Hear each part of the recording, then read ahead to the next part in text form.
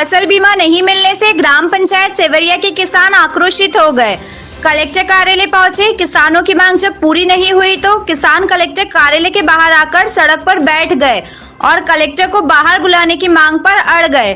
Police और किसान नेताओं ने कई बार समझाया लेकिन किसान नहीं माने।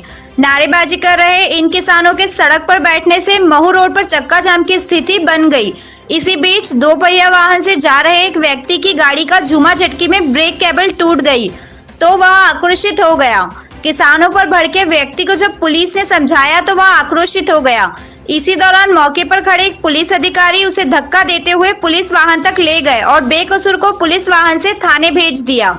किसानों की नारेबाजी और चक्का जाम को देख कलेक्टर गोपाल चंद्र डाड अपने दफ्तर से निकलकर पैदल बाहर सड़क पर आए। किसानों की समस्या सुन रहे कलेक्टर को पटवारी की मनमर्जी, शराब के आदी होने सहित कई गंभीर आरोप लगाए गए। किसानों को 2019 से फसल बीमा का लाभ नहीं मिला है। किसानों की मांग पर कलेक्टर ने 3 दिन में पटवारी को अटैच करने की घोषणा की।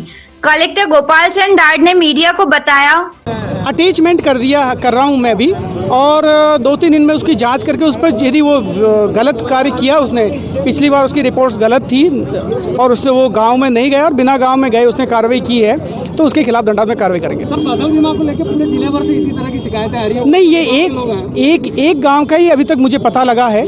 यदि दूसरे गाँव का होगा तो वहाँ भी जाँच करेंगे, लेकिन ये 2019 का मैटर है। 4 गाँव पंचायत, एक पंचायत का नहीं, ये 4 गाँव में 4 गाँव, एक पंचायत का मैटर है और भी कोई पंचायत का मैटर आएगा तो उसको भी जांच कराएंगे।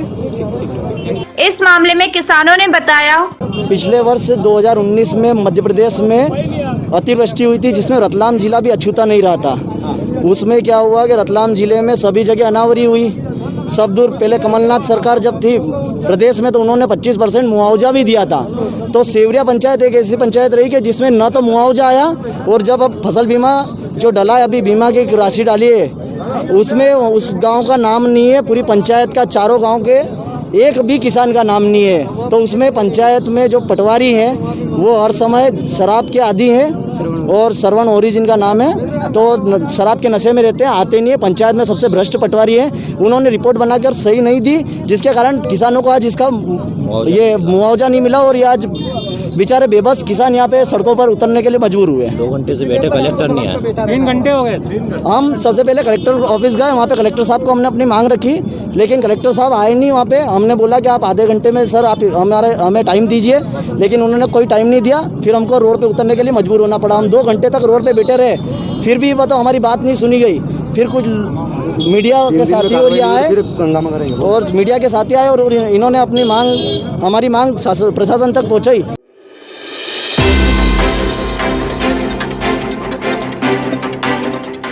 आपसी विवाद में हुई मारपीट में एक युवक पर चाकू से हमला कर दिया गया।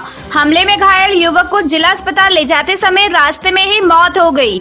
मामला जावरा फाटक स्थित अंडर ब्रिज के समीप विवाद हुआ था। जानकारी मुताबिक 3 लोगों ने मिलकर हमला किया था।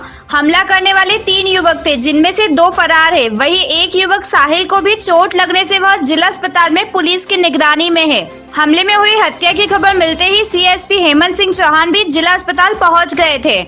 दोनों पक्ष आपस में रिश्तेदार होना बताया गया है। स्टेशन रोड थाना प्रभारी किशोर पाटनावाल ने मीडिया को बताया, अंडरब्रिज बनास के थोड़े से आगे मतलब उसी वहीं के पास में रोड पर एक मोहम्मद यूनुस उर्फ लाला पिता खैर मोहम्मद निवासी बापू नगर जावरा फाटक के हैं। तो इनको जो है साहिल, सिराज और एजाज ने मतलब जो फरियादी उन्होंने बताया उसके हिसाब से साहिल, सिराज और एजाज से विवाद हुआ और उसमें साहिल ने उनको चाकू मार दिया। इसके कारण से इनकी डेथ हो गई है। अभी जो प्रथम दृष्टया जो तथ्य आए सामने। पूर्व में कोई विवाद चल रहा है? पूर्व में कुछ विवाद इनका आपस में चल रहा है, फैमिली टर्म्स, फैमिली डिस्प्यूट्स हैं उसमें। इन लोगों का अपराध वो दिखवा रहे हैं हम भी। सर, क्या रिलेशनशिप है? दोनों आपस में रिलेटिव्स हैं और अभी हम और आगे कार्रवाई चचेरे भाई करवा रहे हैं। इसमें अभी साहिल के भी चोट लगी आपस में मारपीट में, तो साहिल भी यहीं पर अभी एडमिट है। सर, किन्हीं को आरोपियों को राउंड अप कर दिया गया? अभी चूँकि साहिल ही है, बाकी दोनों आरोपियों के लिए पुलिस को भिजवाई है।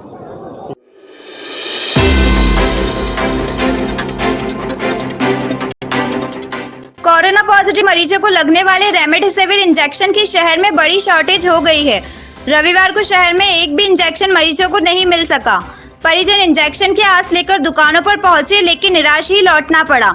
हालांकि सोमवार को बाजार में इंजेक्शन आने की उम्मीद थी, लेकिन जितनी संख्या में मांग थी वह भी पूरी नहीं हो सकी, जिससे मरीज के परिजन मेडिकल स्टोर पर भटकते रहे। कोरोना के खिलाफ जंग में एंटीवायरल दवा रेमडेसिविर के अच्छे परिणाम सामने आए हैं।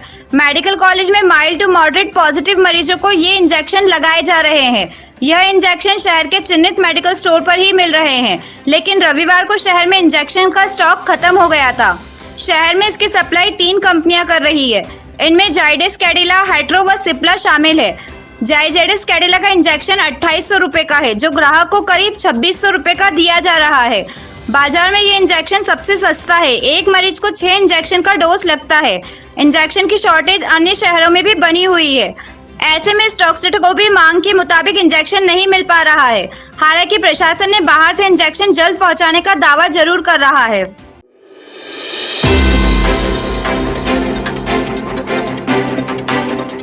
शासकीय कला एवं विज्ञान महाविद्यालय में दस्तावेज जमा करवाने वाले विद्यार्थियों की भीड़ रही। इस भीड़ ने कोरोना महामारी को मजाक बनाते हुए नियमों की धज्जियां उड़ा दी गई। सैनिटाइजर प्रोसेस, सोशल डिस्टेंसिंग तार हुई। वहीं कई बच्चों ने तो मास्क तक नहीं पहने थे। बावजूद इसके किसी भी जिम्मेदार ने कोई आपत्ति नहीं ली। बाद में मीडिया के पहुंचते ही कॉलेज प्रशासन सक्रिय हुआ और बिना मास्क वालों को बाहर किया गया।